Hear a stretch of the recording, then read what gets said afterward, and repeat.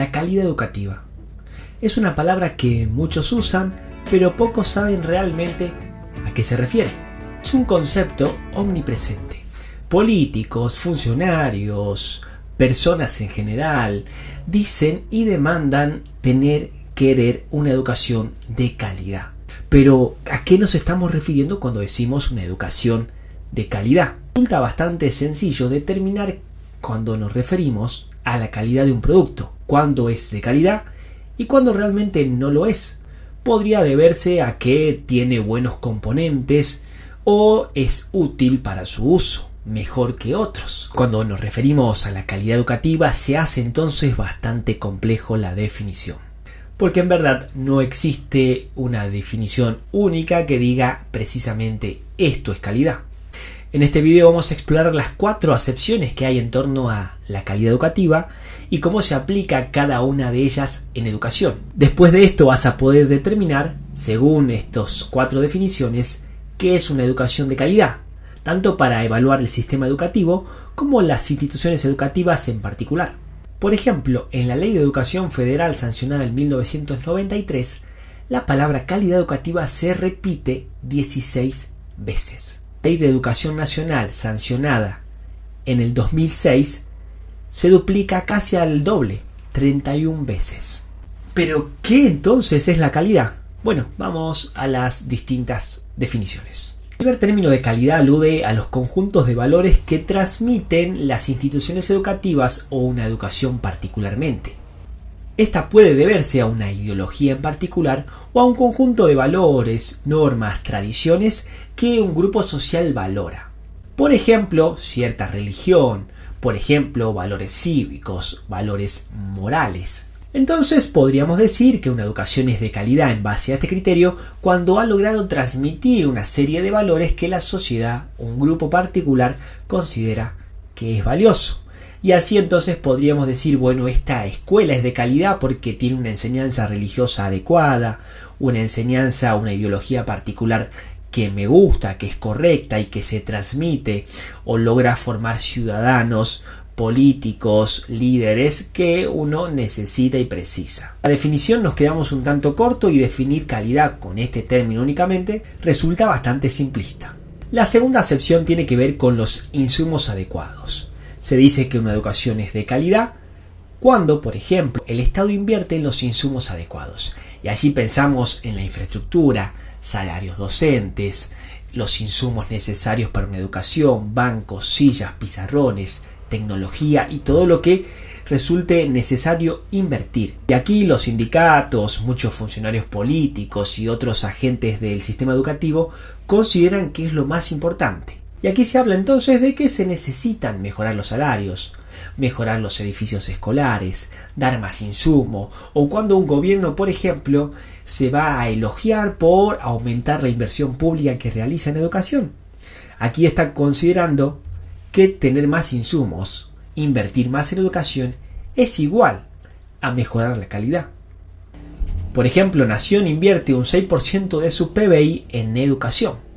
Pero convengamos que los mayores esfuerzos son realizados por cada una de las provincias, ya que la educación está gestionada y administrada, fundamentalmente pagada, en su mayoría, por las provincias. Y allí llegan a invertir, como Salta, por ejemplo, un 30% de los recursos disponibles en educación. Es decir, una gran parte de esa torta que recibe, que administra a través de los impuestos, lo destina finalmente a educación. Y la diferencia entre una provincia y otra resulta en algunos casos abismales, ya que va a depender de los presupuestos y del dinero con que cuente cada provincia, que evidentemente no es igual. Hay provincias que por su capacidad de recaudación disponen de mucho más recursos que otras, y eso altera entonces el orden de cuánto, por ejemplo, invierte por alumno una provincia y otra. Entonces aquí algunos consideran que calidad tiene que ver con la inversión en insumos necesarios para la educación. Y allí podíamos mirar una institución educativa y ver si tiene un buen edificio, buenos recursos, buena paga a los docentes, y diríamos entonces tiene una educación de calidad. Pero claro, con este criterio nos quedaríamos también todavía un poco dudando si realmente este criterio es el único que podríamos tener en cuenta. Ejemplo, ¿qué pasa entonces allí adentro? ¿Se aprende? Bueno, entonces vamos al criterio número 3. Este tiene que ver con los resultados obtenidos en pruebas estandarizadas. Esto se empezó a aplicar más o menos en la década del 90, donde los organismos internacionales empezaron a determinar cómo era la mejor manera de evaluar la educación. Y no solamente hay que tener en cuenta los valores e ideologías o los insumos que se invierten, sino los resultados finalmente de aprendizaje que tienen los estudiantes que pasan por allí. Por ejemplo, pruebas internacionales como las pruebas PISA, que se aplican desde el 2000, determinan cuánto sabe cada estudiante de cada país y establece un ranking en 3 áreas: lengua, matemáticas y ciencias.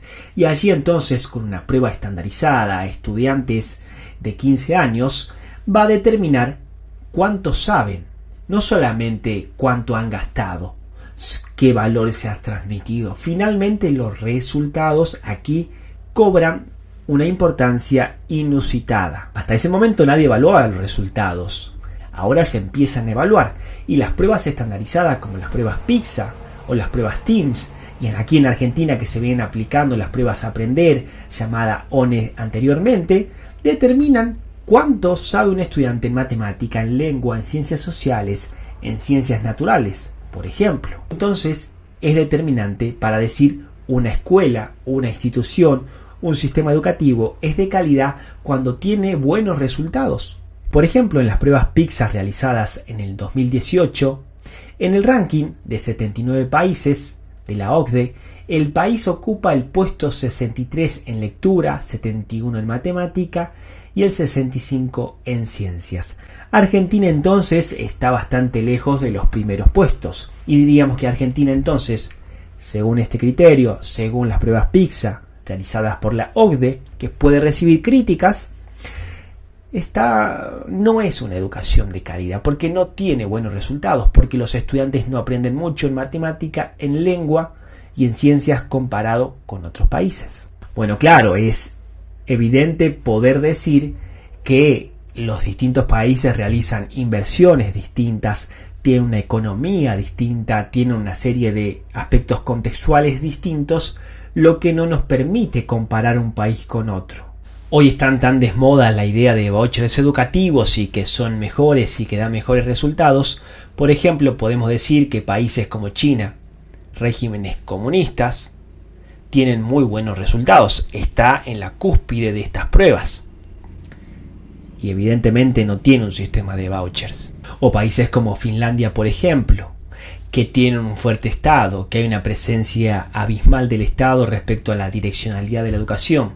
Está también en la cúspide en un sistema de vouchers. Es decir, no podríamos pensar el sistema de voucher como una mejor calidad educativa. Sería una visión sesgada, economicista. Solo un economista demasiado excéntrico y poco sensato diría eso. Y obviamente que desconoce del campo educativo cómo funcionan las tradiciones y los datos, evidentemente. Por ejemplo, estableciendo ranking, el Argentinos por la Educación hizo un ranking de cuáles son los países que ganarían el mundial de aquellos que participaron de Qatar 2022, en base a 10 indicadores, entre ellos la matrícula, los resultados de aprendizaje y demás.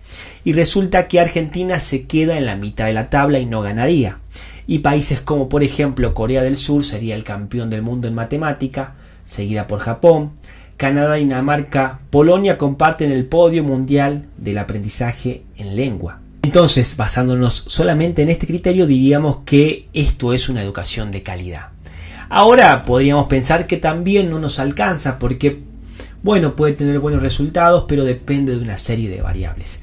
Y entonces aparece otro criterio que tiene que ver con la satisfacción del cliente. Y el cliente del servicio educativo son los padres, son la comunidad, son los políticos, son las empresas, son los alumnos. En este caso depende si está más o menos contento con el servicio que se brinda.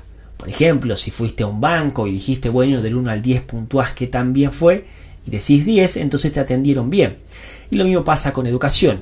Los empresarios dirían, bueno, hay buenos trabajadores que se forman, entonces yo estoy de acuerdo, es una educación de calidad. Bueno, y aquí los padres estarían conformes si, depende de las circunstancias, es favorable para lo que ellos piensan. Pero este criterio de satisfacción de las demandas suena un poco relativo porque depende también del posicionamiento, de la subjetividad, de las ideas de los padres respecto a la comunidad en general, de qué es lo mejor y lo más importante y de qué valoran. En última instancia, entonces, los criterios serían bastante ambiguos para poder determinar y medir qué es una educación de calidad. Calidad es lo que nos dicen los padres que sean, calidad es lo que a algunas personas se les ocurra.